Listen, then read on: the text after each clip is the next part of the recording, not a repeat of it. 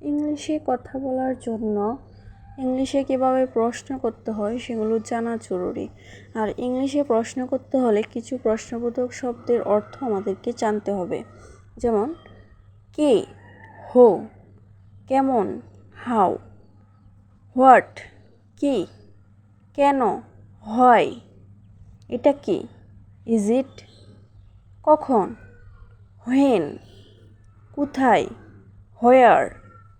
ওটা কি, is that, তুমি কি, আর ইউ, আমি কি,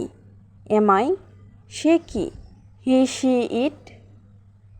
আমরা কি, আর উই, তারা কি, আর দে, এটা কি সত্যি, ইজ ইট ট্রু, কার এটা, হোস ইজ দিস, কার ওইটা, whose is this, that, whose is that, তুমি কি ব্যস্ত, আর ইউ বিজি, তুমি কি অসুস্থ, আর ইউ সিক, তুমি কি দুঃখিত, আর ইউ স্যাড, তুমি কি ক্লান্ত, আর ইউ টায়ার্ড।